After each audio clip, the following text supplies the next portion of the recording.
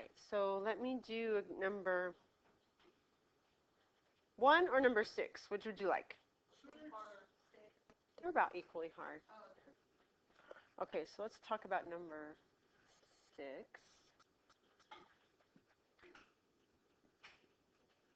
I'll show you the long way and the short way.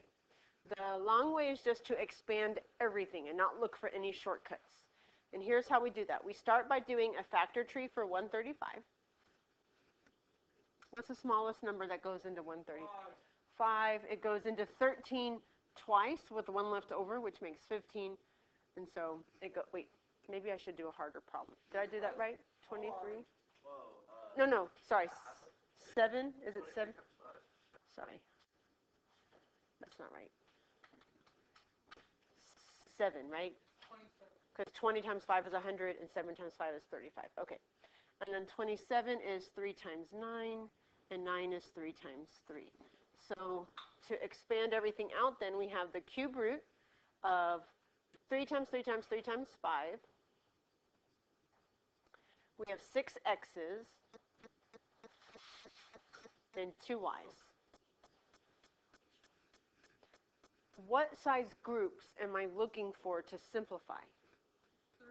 3. Because it's 2's if it was square root, but it's 3's because it's a cube root. So I'm going to find groups of 3 things. And for every group I find, I put 1 on the outside. So I cancel those out. I put 1 on the outside. There's 1, 3, 1 x, another x, and there's no y's. So then for my answer, to put everything back together, you take the stuff that you simplified to the outside, you pulled it out, and you multiply those back together, right? So that is 3x squared, cube root, and then you multiply the leftovers back. We have 5y squared. All right. This worksheet only is cubed roots and square roots. How would this problem have been different if it was a square root? You'd be looking for groups of 2, right, instead of groups of 3. Okay, that's the expanded way. If you like that way, stay with that way. If you want to see how I would do it faster, you can watch me now, or just stop listening if you don't want to see the shortcut. You don't have to do the doodling. It's like an answer key. So if your answer's on there, you know it's right. Here's how you would do it faster. I know that I'm looking for perfect cubes for 135. And so right here, I would stop factoring at the 5 times 27, because I already know 27 is a perfect cube. So I'd write 5 times 27. And then for x to the 6th, because 6 is divisible by 3, the root, I would just leave it alone. And then I would leave y squared alone because it doesn't have a cube root. There's no groups of 3. And then I would take the cube roots of the perfect cubes. Cube root of 27 is 3. Cube root of x to the 6th is x squared. And then I would just write my answer. And I would get the same thing. So 20 minutes to do that worksheet, and then we will do the lesson for today.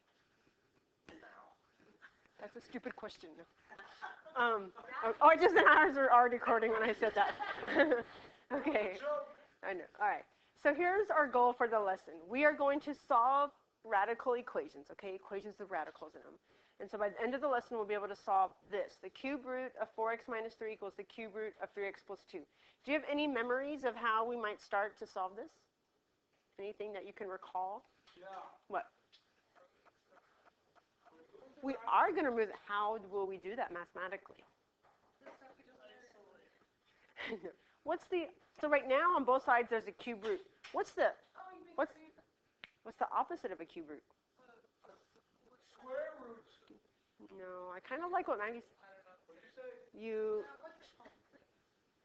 She said make 3 of them. What is that when you do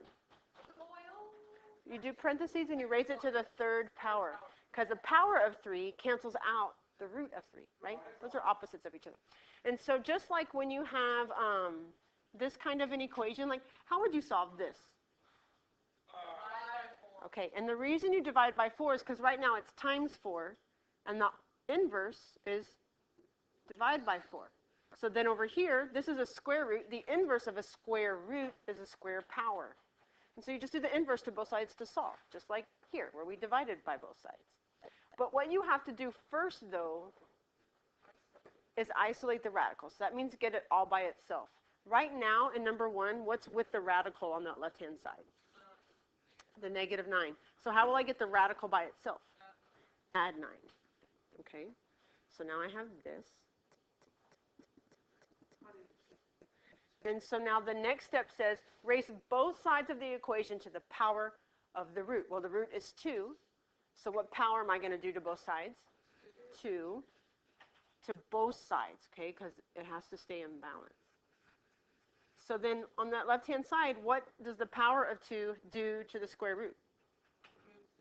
It cancels it out. So you're left with 5n minus 4, whatever's under there. That's called the radicand, not the radicant. So 5n minus 4 equals 81. So now we just have this regular vanilla equation. What do you do to both sides?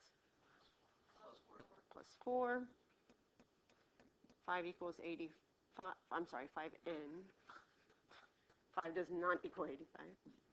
5n equals 85. So then, do not go to your calculator. Instead, here's how you could do this in your head. 5 goes into 8 one time with 3 left over, so that makes 35, and then 5 goes into 35 7 times. Okay. Well, there's one extra step here. When you start squaring stuff like this with radicals, you increase the chance of introducing a fake solution on accident. It's called an extraneous solution. So in order to check that it works, you have to go back and plug it in, and this will be a requirement on these problems. Okay? So, yeah, for these kind. Because, yeah, but this is more than just checking just to see if you got the right answer. It's your math might be right, but the answer might be extraneous, which is like fake. It doesn't actually work. So when you plug it back in, it looks like this. And I can explain better next week why that happens, but I don't want to take away from the lesson right now since we're short on time. So then when you're doing this math, 5 times 17 is 85 minus 4. And then that 85 minus 4 is 81. What is the square root of 81? 9. And is this a true statement? Yeah. Okay, so then that means your answer is good.